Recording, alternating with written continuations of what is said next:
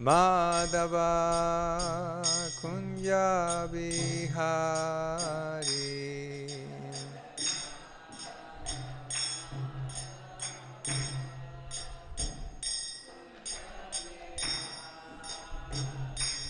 Jaya Gopi Jana Vallabha Girivaradhari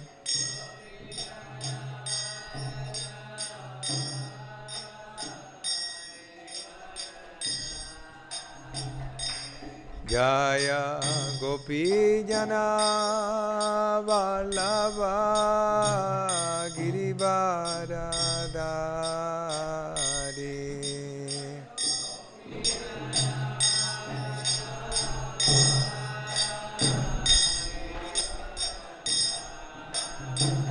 Yasodhanandana Vraja Janaranjana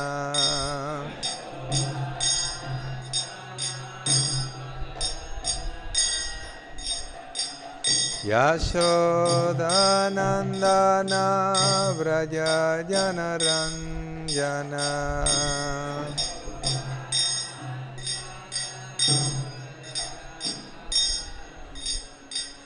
Yamuna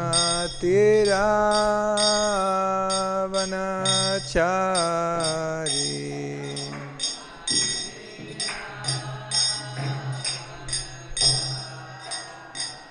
Yamuna Tiravanachari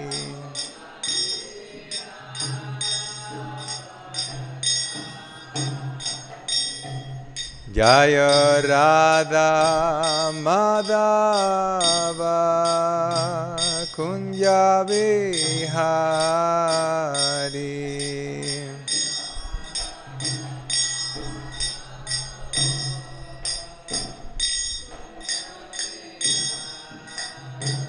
Jaya Radha Madhava Kunja Vihari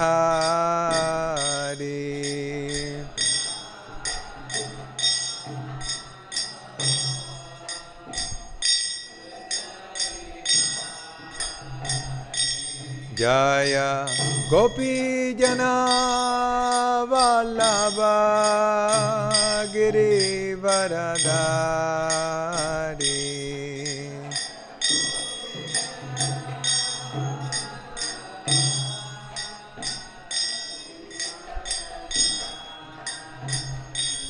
Jaya Gopi Jana Vallabha Girivaradhari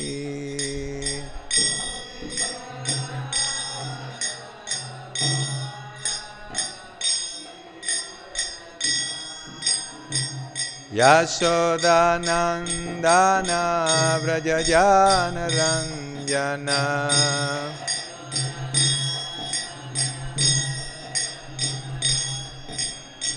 Yasodhanandana Vraja Janaranjana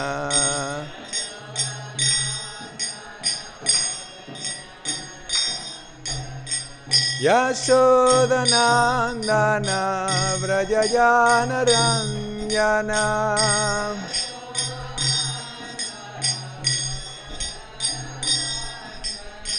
Yasodhanandana Vraja Janaranjana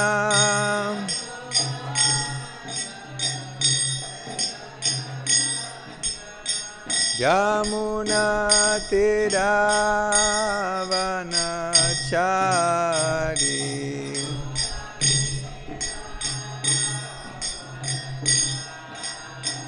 Yamuna Tiravanachari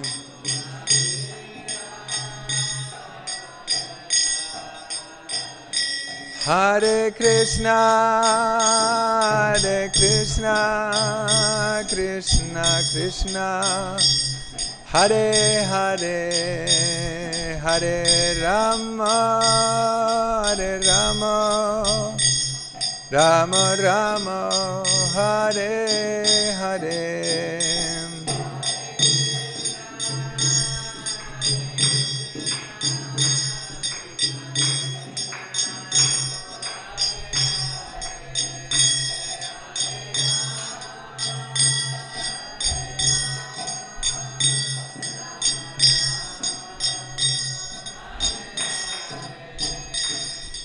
Jai Sachinandana, Jai Sachinandana.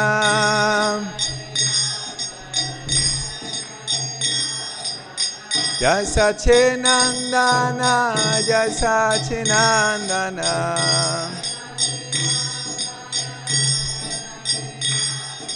Jai Sachinandana, Gauda Hari.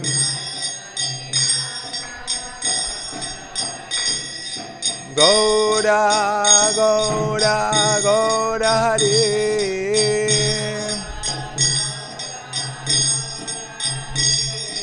Jai Sachinandana, Gauda Hari. Hare Krishna,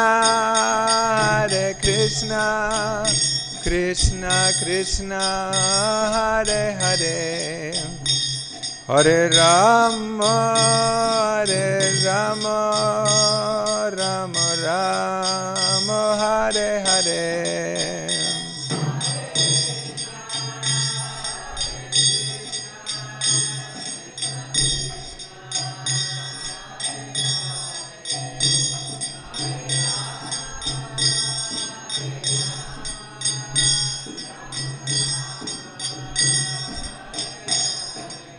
Jaya Vaishnava Thakur, Jaya Vaishnava Thakur, Vaishnava Thakur, Jaya Vaishnava Thakur.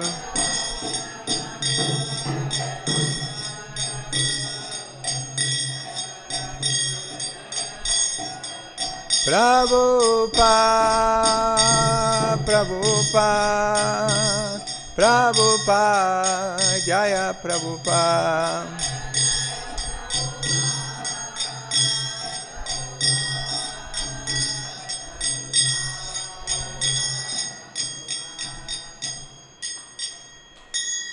Srila Prabhupada ki jai. Jai Vishnupada Paramahamsa Parivarjikacharya Stotra Sadasya Srimad Abhai Charanara Vinda Bhakti Vedanta Swami Srila Prabhupada ki jai. Ananta Koti Vaishnava Vrinda ki Namacharya Sri Haridas Thakur ki jai.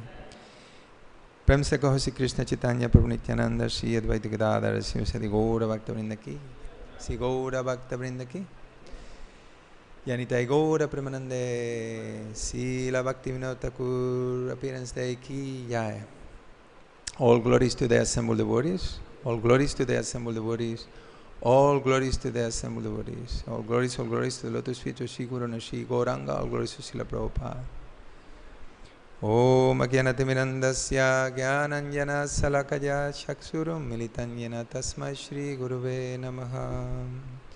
Sri Chaitanya Manobishtam Stapitan Jena Bhutale Swayam Rupa Kadamahyam Dadati Swapadantikam Vandeham Sri Guru Siyuta Padakamalam Sri Gurum Vaishnavam Sri Rupam Sagrajatam Sahagana Ragunatam Vitam Tam Sajivam Sadvaitam Savadutam Parijana Sahitam Krishna Chaitanya Devam Shri Radha Krishna Padam Sahagana Lalita Shri Vishakam Vitamscha Namo Vishnu Padaya Krishna Prasthaya Bhutale Srimate Bhakti Vedanta Swamingiti Namine Namaste Saraswate Deve Gauravani Pracharine Nirvishesha Sunyavadi Pastyatya Satarine Namo Vishnu Padaya Krishna Prasthaya Bhutale Srimate Bhakti Siddhanta Saraswati Iti Namine Sri Varsavana Videvidaitaya Kripaptaye Krishna Sambandha Vijnana Daine Prabhabe Namaha Madhuryala Primadhya Sirupanuga Bhaktida Sigora Karuna Shakti Vigrahaya Namastute Namaste Guravani Simurtaye Dinatarine Rupanuga Viruda Pasidanta Dvanta Harine Namo Gurakishoraya Sakshat Varagya Murtaye Vipralambara Sambode Padambujayate Namaha. Namo Bhakti Vinodaya Sachidanandanamine Gora Shakti Swarupaya Rupanuga Varayate Gora Virva Babumestvan Nirdasta Sajana Priya Vaishnava Sarvabhoma Sijaganatayate Namaha. Jai Sri Krishna Chaitanya Prabhu Nityananda Shri Advaita Gadadhar Shivasadi Gaura Bhakta Vrinda. Hare Krishna Krishna Krishna Hare Hare Hare Rama Rama Rama Hare Hare. Hare Krishna. We are celebrating today the most auspicious appearance of His Divine Grace Srila Bhakti Vinod Thakur.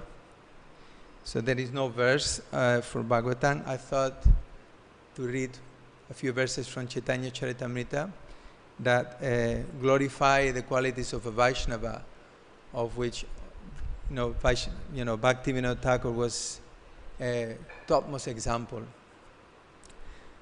So we're going to read from Chaitanya Charitamrita, Madhya Lila, chapter 22. This is Sanatan Siksha, verse 75 onwards. Very important, famous verses. Jai Jai Sri Chaitanya Jaya Nityananda Jaya Advaita Chandra Jaya Gaura Bhakta Vrinda. Jai Jai Sri Chaitanya Jaya Nityananda Jaya Advaita Chandra Jaya Gaura Bhakta Vrinda. Jai Jai Sri Chaitanya Jaya Nityananda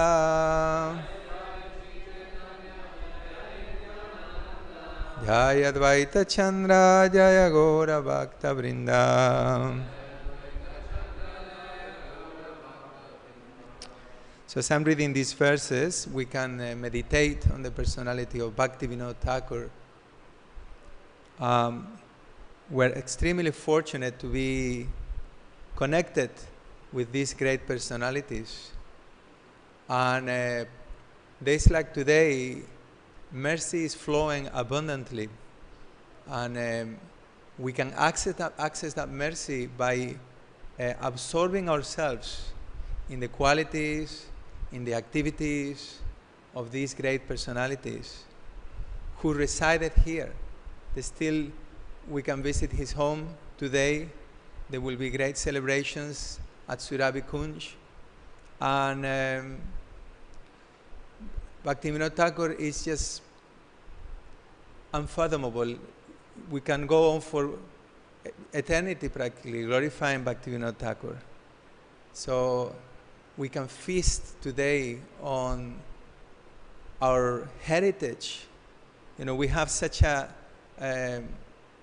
heritage. Our acharyas, they have delineated the path so clearly for us. And particularly Bhakti Vinod Thakur, he has shown us how to perform devotional service while living in the material world. He was a grihasta, he had 10 sons, and at the same time he executed his duties in Krishna consciousness, not duties, his love, his pure devotional service, in the most exemplary way.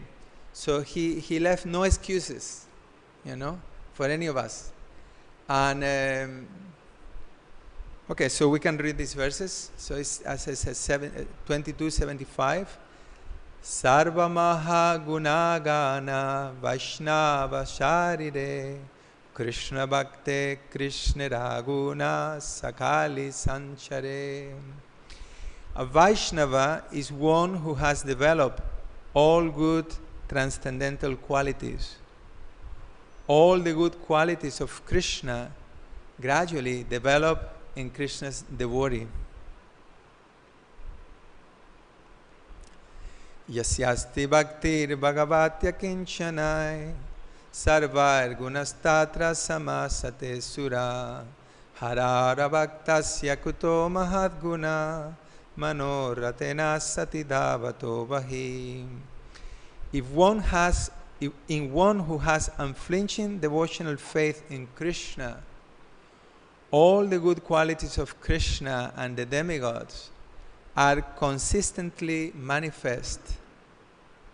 However, he who has no devotion to the Supreme Personality of Godhead has no good qualifications because he is engaged by mental concoction in material existence, which is the external feature of the Lord.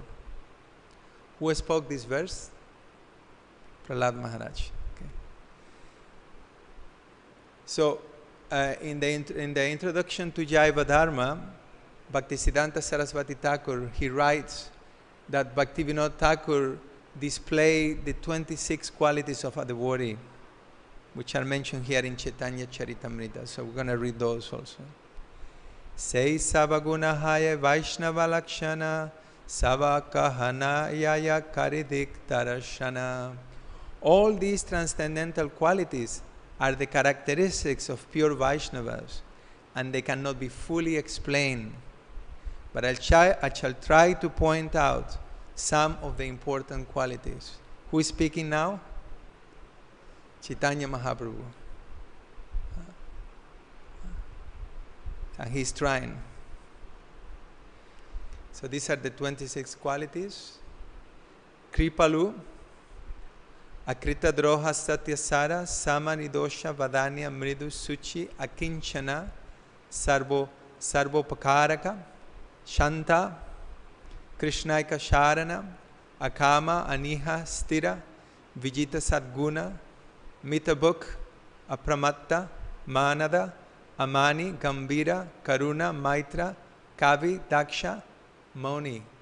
Okay, so just to get you a little bit involved, can you tell me what some of these qualities are in English? The 26 qualities? Silent, Mona. Krishna is Sakarana. Huh? He's completely, fully surrendered to Krishna. The most important quality. Any more? Kavi, a poet. Yes. Merciful, Kripalu, yeah. Akrita Droha. Accepted by all, good. Anything? Expert, Daksha. Is that here, yeah. Any more? 26. Huh? Grave. Is grave. Patient, tolerant. Yes. Should memorize this and try to cultivate these qualities. Because this is what makes a Vaishnava. It's not the tilak, it's not the dress, it's not the initiation, in one sense.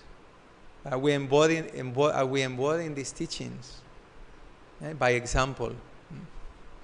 So I'll read. The devotees are always merciful, humble, truthful. And you can think of how Bhakti Vinod Thakur exemplified this, okay? Equal to all, faultless, magnanimous, mild and clean. They are without material possessions, and they perform welfare work for everyone. They are peaceful, surrendered to Krishna, and desireless. They are indifferent to material acquisitions and are fixed in devotional service. They completely control the 6 bad qualities: lust, anger, greed, and so forth. They eat only as much as required, and they are not inebriated. They are respectful, grave, compassionate, and without false prestige. They are friendly, poetic, expert, and silent. So Bhaktisiddhanta Saraswati Thakur, he says that of all these qualities, the quality of being completely fixed on Krishna consciousness and not wasting any time. These particularly were very much prominent in the life of Bhakti Vinod Thakur. And I'll read 2 more verses because it's just too nice not to read them, okay? So, Titikshava karunika surida sarvadehinam ajata shatrabhashanta sadava sadubhushana. The Bodhis are always tolerant, forbearing, and very merciful. They are the well-wishers of every living entity. They follow the scriptural injunctions, and because they have no enemies, they are very peaceful. These are the decorations of a devotee. Anyway, it goes on. Chaitanya Mahaprabhu is glorifying the devotees. I'll jump one verse because there's so many things to discuss about Bhakti Vinod Thakur, but I'll read this one because it's very, very essential for our practice. Krishna Bhakti Jamma Mula Hoy Sadhu Sangha Krishna Prema Jammeten Ho Punamukya Anga. The root cause of devotional service to Lord Krishna is association with advanced devotees. Even when one's dormant love for Krishna awakens, association with devotees still most essential. So we are fully dependent on the mercy of the devotees, particularly on the mercy of the previous acharyas. And Bhakti Vinod Thakur takes a special place on our Guru Parampara. And in order to understand this, it's important that we get a frame of reference about the situation in which of Vaishnavism when he appeared. He appeared in 1838, and at that time Vaishnavism had declined so much after Chaitanya Mahaprabhu, the 6 Goswamis, then Haridas Thakur, Shyamananda, Vishwanath Chakrabarti Thakur. Somehow after Vaishnavism had become covered, and the so-called Vaishnavas, most of them, they were following different asampradayas, which had many deviations. Some others were following Chaitanya Mahaprabhu, basically the same. They were sahayas, they didn't have the proper philosophical understanding, and they were carrying out all kinds of illicit activities. On another hand, there were the Goswamis, who claimed that they could only give initiation, that they could only be the gurus. And then there were some devotees like Gaura Kishore Das Babaji Maharaj, who were performing their bhajan in seclusion. So Vaishnavism had lost its good reputation, and people did not respect Chaitanya Mahaprabhu, did not respect the Vaishnavas anymore. On the top of that, this was at a time that the British had come to India, and they were trying to rule. They were trying to convert everybody to Christianity. So the intellectuals, the Indian intellectuals of the time, they were trying to, navigate, try to kind of reconcile their own tradition, the Hindu tradition, or that they have inherited with what was coming from the British. And in this way, different sects were coming, like the Brahma Samaj, which was kind of based on the teachings of the Upanishads, but at the same time bringing in some ideas from Christianity, like, for example, humanitarian work and different things. So Vaishnavism, the teachings of Mahaprabhu, had been covered, lost. Not only his teachings were lost, but also his dham was lost. He had been flooded, and no one knew about the birthplace of Mahaprabhu. And in this society was that Bhakti Vinod Thakur came. Now, when we're talking about Bhakti Vinod Thakur, it is very important to understand who he actually is. And he himself reveals in his writings that he is actually Kamala Manjari in the spiritual world, which is one of the associates of the assistants of Rupa Manjari, who is one of the assistants of Lalita Saki, who are assisting Sri Radha Shyamasundar in the spiritual world. So that's who he is.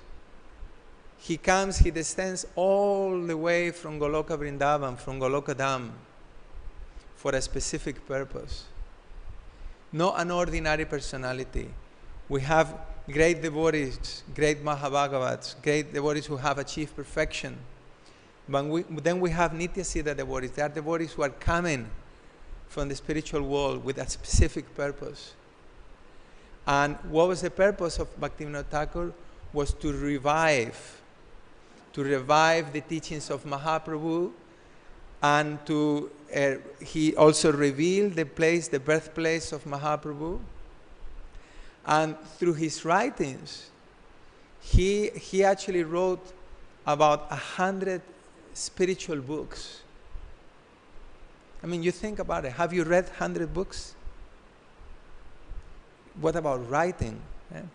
He wrote his first poem when he was 2 years old. By the age of 6, he had understood the Mahabharata and the Bhagavad Gita, and he could present it by the age of 6. And the age of when he was 10 years old, he was studying all these books on astrology. It's interesting also that,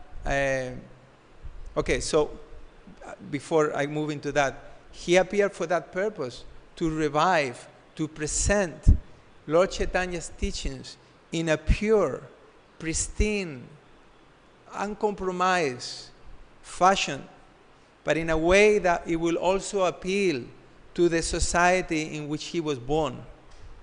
And not only he was appealing to the intellectuals, which he did by his writings, incredible writings. Each book is a masterpiece in which he presented Krishna consciousness in a super exquisite, attractive way. So he was addressing the intellectuals of his time. Not only the Indian intellectuals, but even the British were appreciating him, were publishing his books. And then also, through his songs, he was appealing to the regular, people, village people. He, in his songs, he basically expressed the essence of Krishna conscious philosophy. And today, we are deeply affected by these songs. We're singing his songs every day. We just sang Jai Radha Madhava, Gora Artik, so many songs that, and he was using the melodies, the meters, the style of the songs of some of these bauls, sampradayas that were very popular. But he was, in this way, he was preaching Krishna consciousness. And during his time, he established 250 namahatas that are still running to this day. Yashomati Nandana Brajavara Nagara. You see these songs, they are like hits, They have they are so catchy, so beautiful. So his biographers, they have explained that there are 3 major contributions from Bhakti Vinod Thakur that earned him the title of being the 7th Goswami. First of all, with his literary contribution. We can mention like Jaiva Dharma, Chaitanya Siksamrita. He wrote a commentary on Chaitanya Charitamrita, Amrita Prabha Bhashya. Navadvip Mahatmya, Harinam Chintamani, Bhajana Rahasya. These books are actually very important for us And I mentioned the songs. So he wrote all these books. That was one of his contributions. Then he discovered the birthplace of Chaitanya Mahaprabhu. And as I was mentioned, the place, Navadvip, this area had been flooded and the place had been lost. And it's described that one time he was with Bhaktisiddhanta Sarasvati Thakur. And then they were over there, over Jalangi Dam, and they were looking in the horizon. And it was at night time, and they have a vision. And in this vision, they saw many devotees, chanting and dancing, and there was a big city, full of devotees, all performing the worship. And there was this place where all this light was coming from. So they went to that place, and it was Yoga Pit, and there was a big neem tree, which was surrounded by tulsis. It was a forest of tulsis there. This was Muslim place, So he determined that this was the place of Chaitanya Mahaprabhu's birth. And in order to, so he, at that time he was taking shelter of his, spiritual guide was Jagannath Das Babaji, who at the time, I believe I was 142 years old. His body was so weak that he was being carried on a basket, on a palanquin. So he took Jagannath Das Babaji Maharaj to this place, who he could never even stand, never mind anything. And when he took him there, Jagannath Das Babaji, he actually jumped out of the basket and he started to dance. Hare Krishna, Hari Bo. So, in this way, the place of Chaitanya Mahaprabhu was revealed to the world. And then he also had many innovative ways to preach Krishna consciousness. As I mentioned, he had a big task, an impossible task. Just like Prabhupada had an impossible task. And Bhaktisiddhanta Sarasvati Thakur, they all had impossible tasks. Because Vaishnavism, as I said, was the influence of the British. The Indians had, forgotten their native beliefs. Particularly the educated people, they were called the Bhadralok. They were educated by the British. They were working for the British. They have forgotten all their, original culture. And then there were these people, these deviant people, who were having illicit connections with women. All, you can imagine.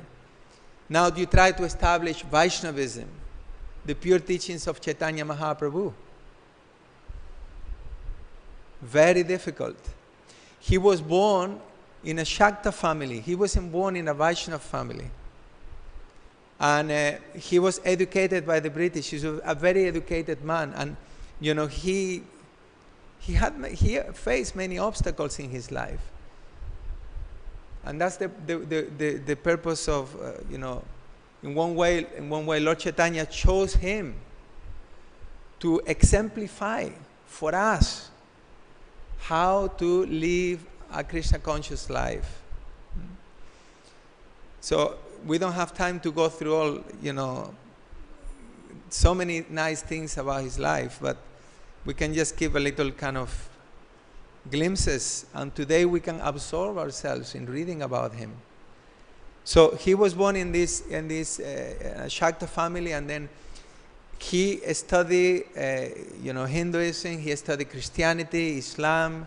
He was a very avid reader. And eventually, he came across the Srimad Bhagavatam and the Chaitanya Charitamrita that he had to actually search for. They were not available. These books were not available, so he revived them. And he wrote a commentary on the Chaitanya Charitamrita as well. He had to look for this. That also gives us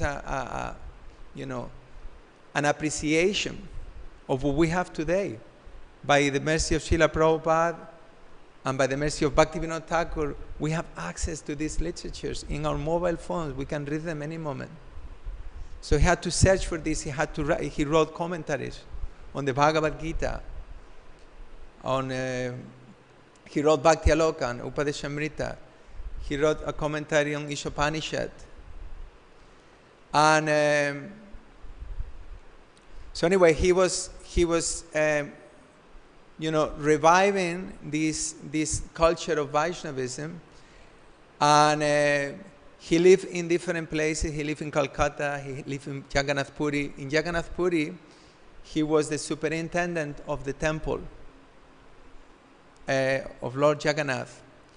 But the one thing with him, he had always very good connections also with the government, with the British. And they all appreciated him very much. So when we're discussing about the qualities of a Vaishnava, he exemplified those qualities in the way that even though he was so learned, even though he was so powerful, he always maintained a very merciful, amicable disposition towards others. He was charitable. He explained that no one will come to him, to his house, without taking some charity and going very happy. He was liked by the British. He was liked by the Indians, by the locals. Towards the end of his life, there was one big personality, and I forgot his name now, but suffice to say that it was one of the British rulers. And towards the end of his life, the British man's life, he came to Bhakti Vinod Thakur and he apologized to him. He said, when you were the district magistrate, I tried to remove you, and I really apologize.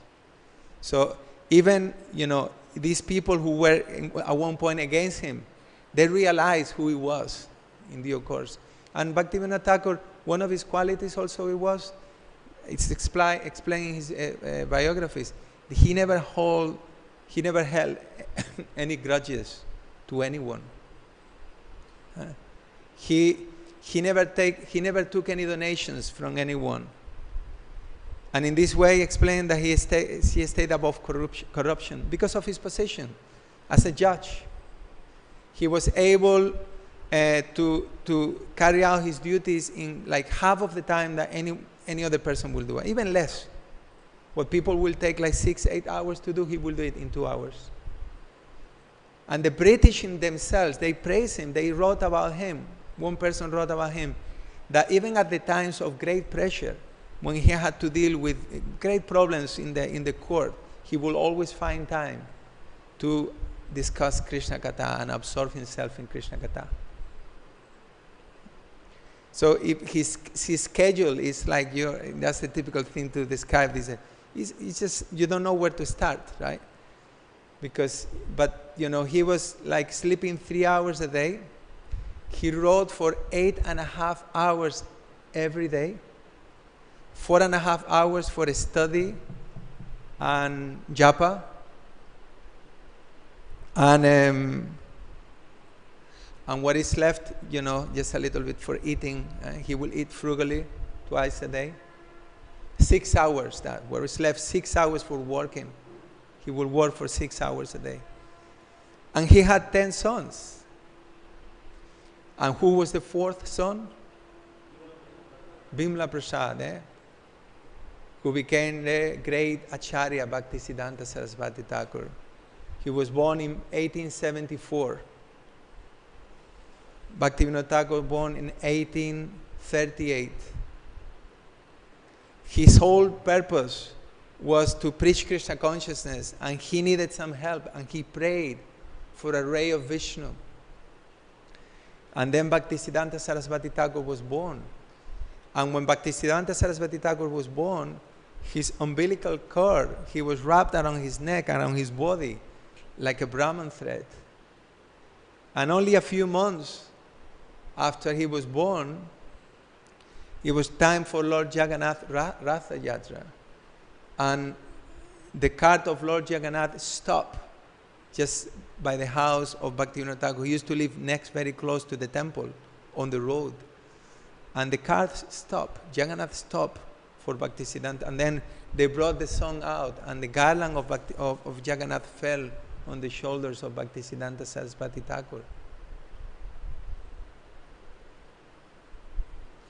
These are not ordinary personalities. It's a transcendental plan. Bhakti Vinod Thakur, he re-established the teachings of Chaitanya Mahaprabhu in his pure form through his writings. His mission was to spread Krishna consciousness all over the world. For that purpose, he prayed for a son who will assist him. Then Bhaktisiddhanta Saraswati Thakur was born, and he spread Krishna consciousness all over India. And the Bhaktisiddhanta Saraswati Thakur, he had also the desire to spread Krishna consciousness all over the world. This is the most prominent quality of a devotee. A devotee, he is concerned for the welfare of others.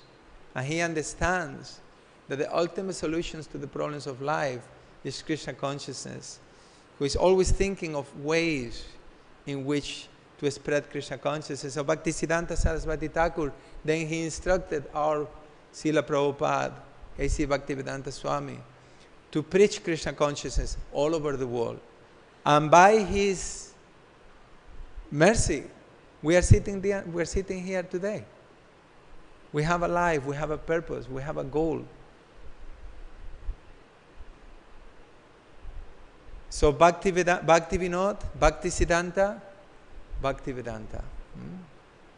And Bhakti Vinod, he made 3 predictions.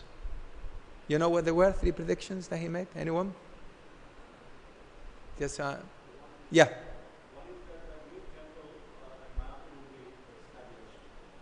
Okay, that's another prediction. Actually, he saw Advaita Mandir, right? He described this in Navadvita Mahatmya. That's another one. There is another 3 predictions he made. Yeah.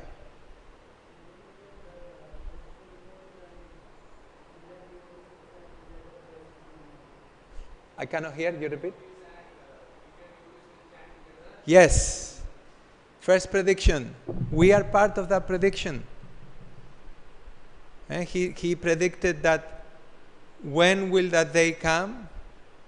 There will be a day that will come that devotees from Canada, from US, from France, from Russia, they will all come together to Navadvip Dham.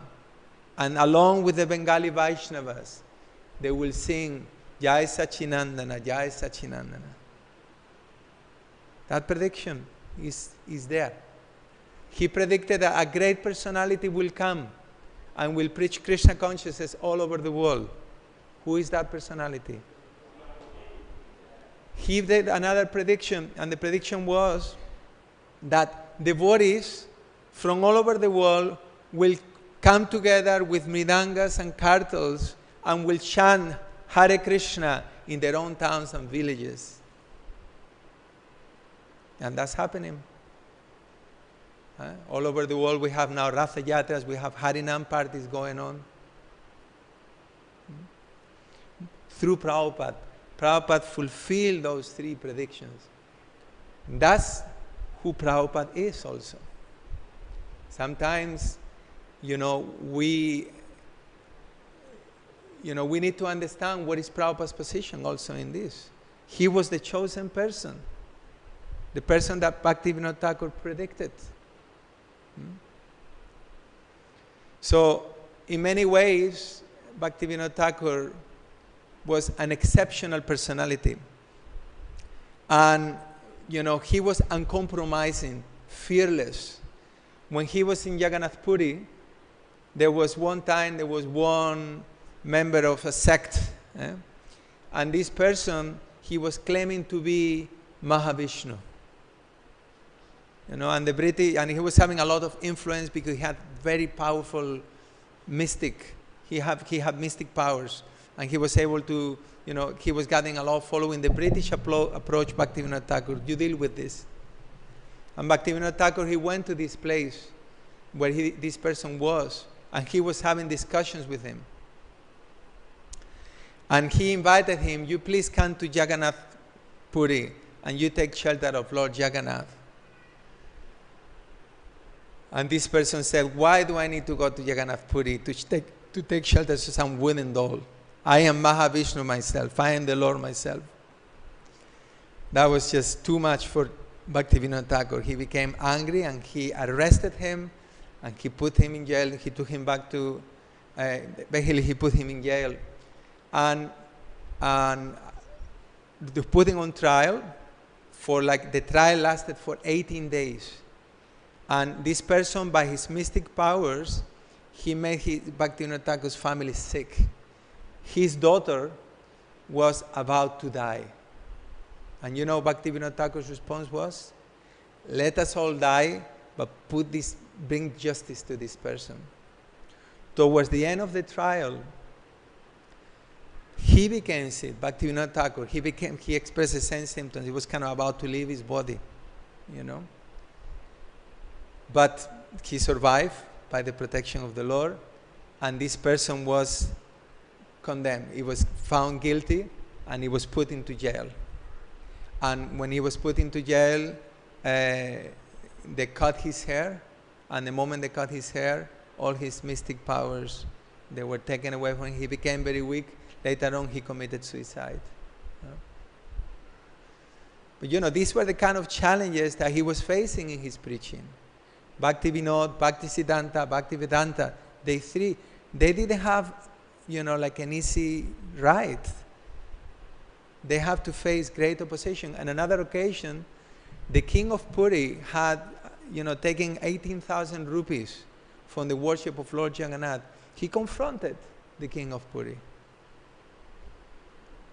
And he had, he had to offer, I don't remember, 53 preparations to Jagannath, to Lord Jagannath every day. He was the temple the superintendent of the temple. So the king of Puri, he arranged to provide the Lakshmi for arranging for these offerings every day. But the king of Puri wasn't happy about this. And he paid some brahmanas, some tantrics, to perform some rituals for 30 days to kill Bhakti Vinod Thakur. For 30 days they were doing all kinds of pujas and tantric things. And just on the last day of this ritual, the son of the king of Puri died instead of Bhakti Vinod Thakur. So he was fearless, and he had this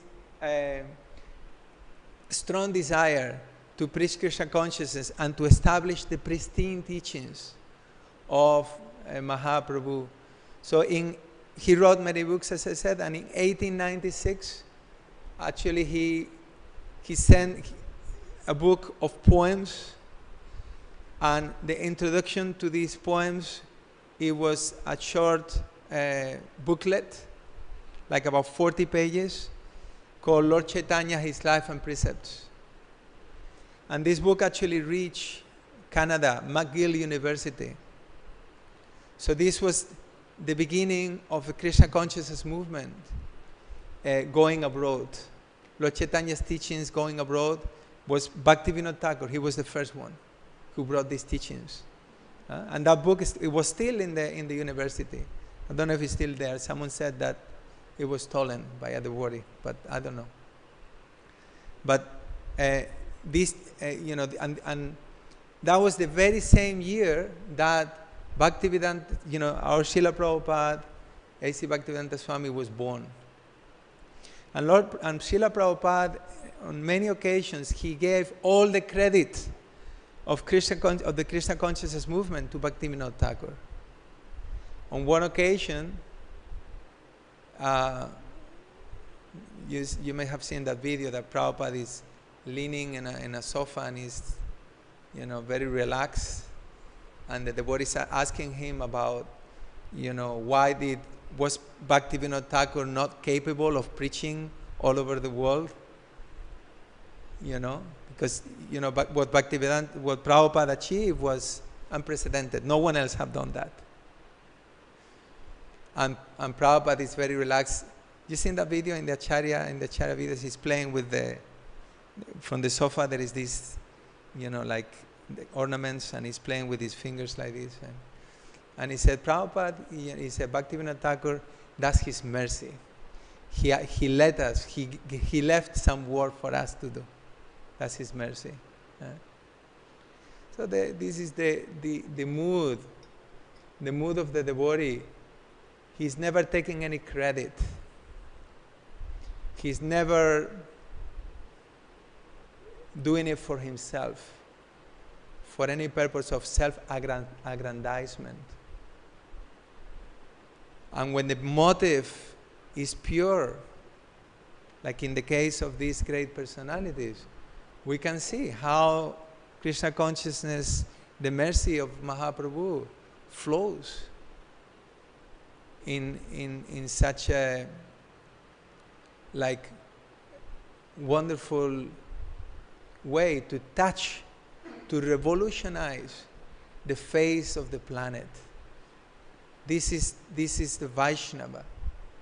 The Vaishnava is someone who carries Krishna within his heart, someone who is representing the Lord. That pure love, that pure unadulterated love is given to us not by Krishna, is given to us by the devotees. So today, like days like today, we can really pray to Bhakti Vinod Thakur for that mercy. Another aspect, and we were talking about his busy schedule, that he had 10 sons and he was working as a magistrate. So that meant like 6 hours of his day just working, right? So sometimes we, and I was just giving this as, I was referring to this at the beginning, that, Bhakti Vinod Thakur, well, first of all, he wasn't born in a Vaishnava family, okay? Most of us were not born in Vaishnava families, right? Most of us are married. Most of us have children. And we can make all kinds of excuses about compromising. Oh, I don't have time. I don't have time to read the books. I don't have time to study the books. I don't have time to preach.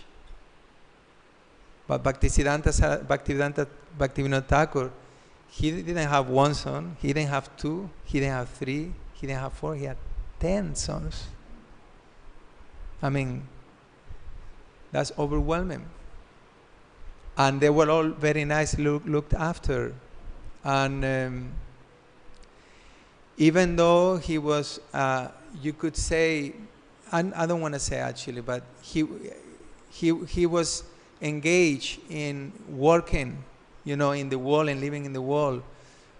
Gorakishore Das Babaji Maharaj, who was an extremely renounced person, extremely renounced. He will sometimes eat mud from the Ganges. And he was famous for being very kind of sharp. The moment that he saw something that was out of line or, not proper, he will point it out. But he will come every day to hear from Bhakti Vinod Thakur. You go to Bhakti Vinod's home, Swananda Sukhada Kunj, and then you'll see that place where they will meet together. And they will come. And Bhakti Vinod Thakur will discuss Bhagavad Gita. And Gorakishore Das Babaji Maharaj will come and hear from him.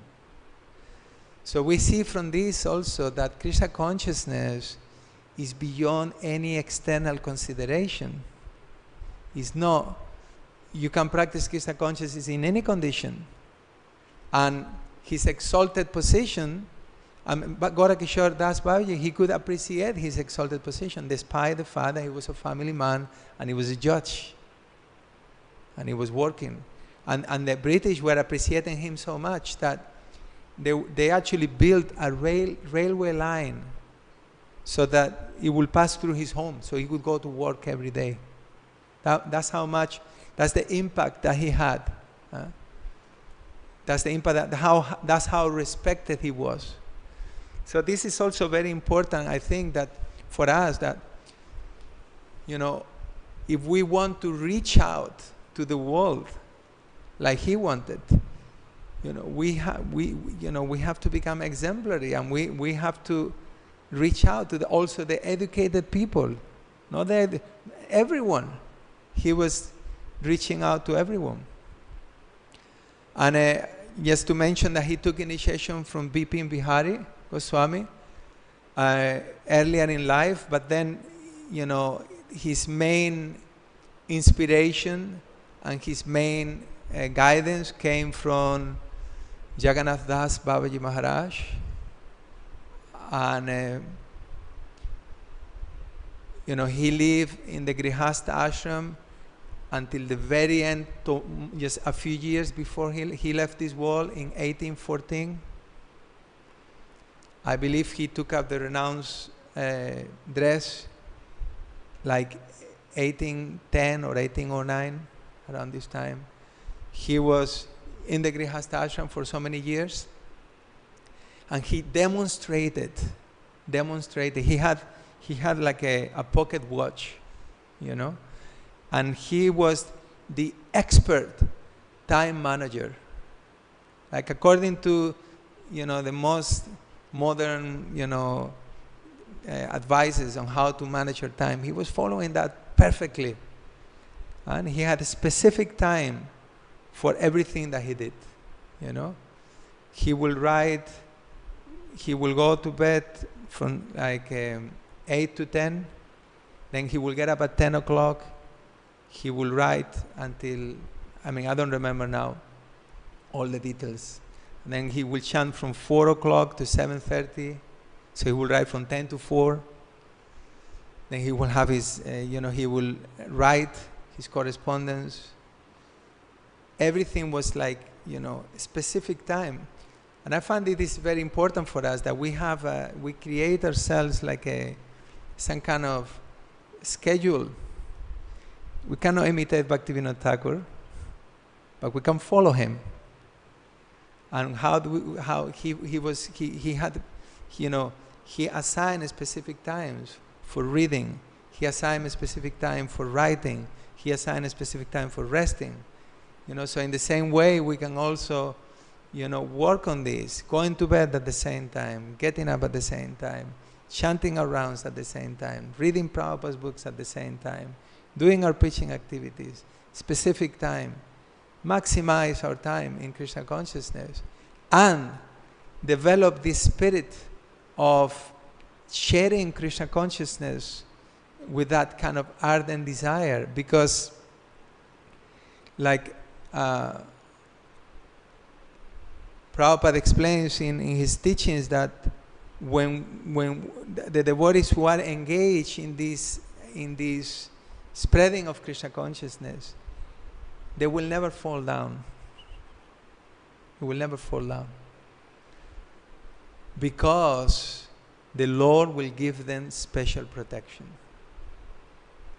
So it's a special blessing that comes with serving the mission and assisting these great personalities in sharing Krishna consciousness.